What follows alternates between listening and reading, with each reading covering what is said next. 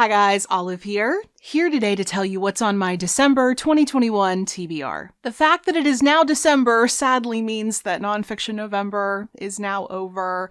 I did get a good amount of reading done during the month of November, but unfortunately, just about everything else I wanted to do during the month did not go according to plan. I've just kind of accepted that it's one of those types of years for me.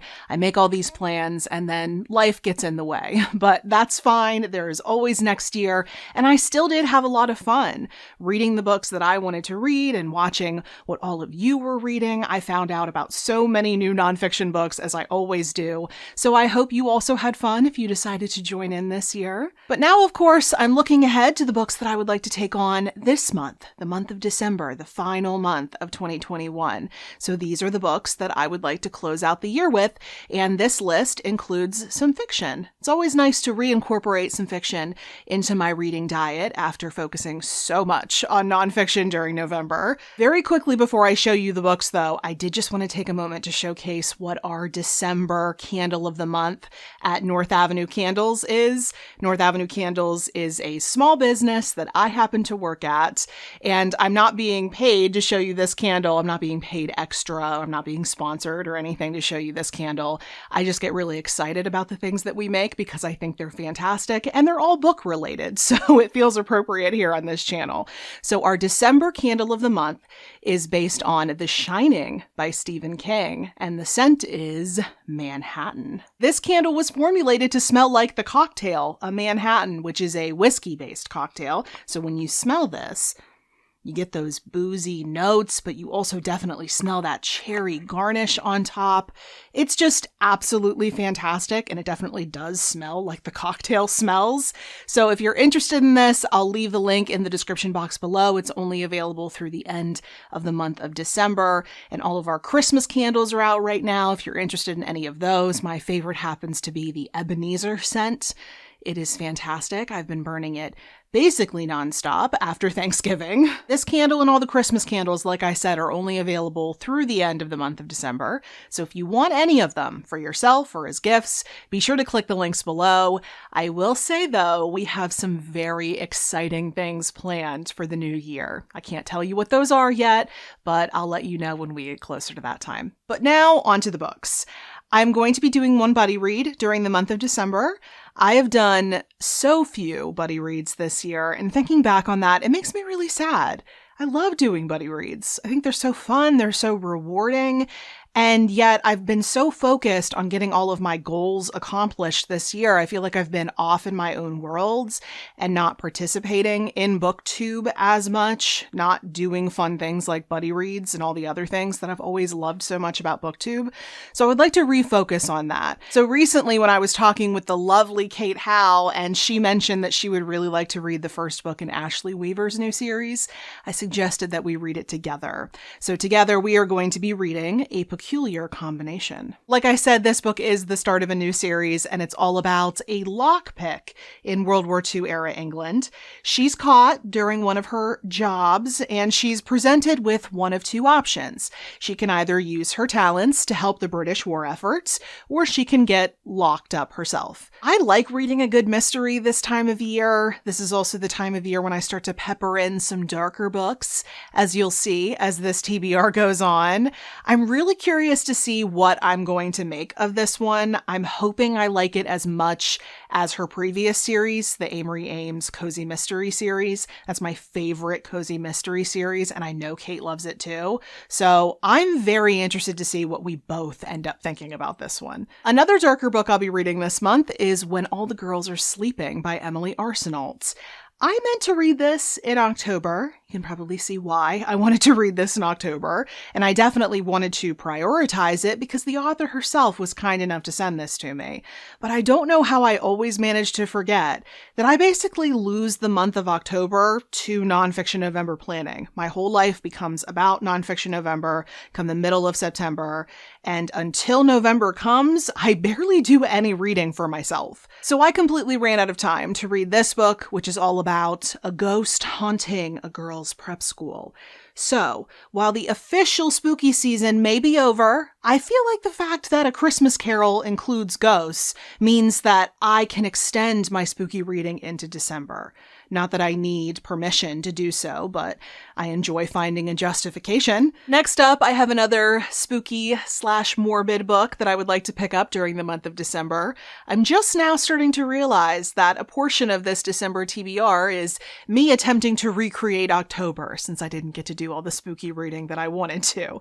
So that book is Half-Lives: The Unlikely History of Radium by Lucy Jane Santos. I was very kindly sent this book by the publisher, and as the subtitle says, this is the history of the most radioactive natural element. I may be one of the last people left on Earth who hasn't read Radium Girls, but I do know the story. It was included as a chapter within one of my favorite nonfiction books, The Poisoner's Handbook, and ever since I read that chapter, I wanted to learn more about radium itself, and this is my chance to do so. Also, may I say, this has a beautiful cover. More catching up I hope to do by the end of December. I want to finally finish A Most Remarkable Creature by Jonathan Meiberg. I started this one earlier this year, but then I didn't finish for whatever reason. This is a book about the very intelligent bird, the striated caracara, but the author discusses a lot of other topics in here as well. I don't know why I didn't finish this one. This is a bird book, and I am all about bird books. I think it's just because it's longer. I mean, it's longer than your average bird book because there are other topics discussed in here as well. So I'm thinking I probably had to put the book down to go focus on books that I had to read for my written reviews, and then I probably just didn't come back to it, which happens to me a lot. But now that my reviewing responsibilities are quieting down a little bit at the end of the year, publishing slows down this time of year, and then as a consequence, so does reviewing. If the books aren't coming out, we can't review them. So since I have a little bit of downtime, I think this will be the right time for me to return to this one, just give it all of my attention, and finally finish it. I also have some colder weather books on the menu for this month. I have been patiently waiting for temperatures to drop before I put The Memoirs of Stockholm Sven by Nathaniel Ian Miller on my TBR. This book is about a Swedish man living in the Arctic. So although it came out at the end of October, I knew I wanted it to be colder outside before I actually read it, and we are definitely getting there here in Pittsburgh. It is mighty cold these days. So I'm very excited to pick this one up. I've heard the writing in it is fantastic. I've got some more cold weather reading here. I would also very much like to pick up Water, Ice, and Stone: Science and Memory on the Antarctic Lakes by Brian Greene. This is award-winning nature writing all about Antarctica. I think it discusses global warming in here as well. I picked this book to kind of be a complement to The Memoirs of Stockholm Sven. It wouldn't be a fiction and nonfiction matchup in my traditional way because that book takes place in the Arctic and this one discusses Antarctica. I know those are two very different places. I just wanted two good cold weather books, one fiction and one nonfiction, and I think I achieved that. Another seasonal pick from my shelves is Nutcracker Nation by Jennifer Fisher. This book is a history of the ballet, The Nutcracker, and it's also a discussion of its cultural impact here in America. Given the ballet's ties to Christmas time, I thought this would be the perfect read for December. I know Natalie from Curious Reader read this one because she's the one who brought my attention to it in the first place. I'll put the video in which she discusses it up in the cards if you want to hear what she had to say about it. I'm very interested to find out if I'll have similar feelings about this book. Then there are a few novels that I would like to close out the year with. The first one is called Agatha of Little Neon by Claire Lucette. This book is about 4 Catholic nuns who are forced to relocate to a halfway house and end up living amongst recovering addicts. I was recommended this book in the comment section of my review of Matrix by Lauren Groff because that's also a book about nuns. So someone suggested that I read this book. It sounded fantastic. And I don't know what it is about December, but it felt like the right time to pick it up. So that's what I'm going to do. And then the final 2 books that I'm planning on reading this month are both lighter reads. I know I said earlier in the video that this is the time of year that I like to read darker things, and that is true, but especially in December, I like to counterbalance those types of books with some more lightweight reads. I want to end the year on a relaxed, pleasant note, especially given what kind of a year this has been for me. And so know I'm reading 2 books that I think are just going to go down easy.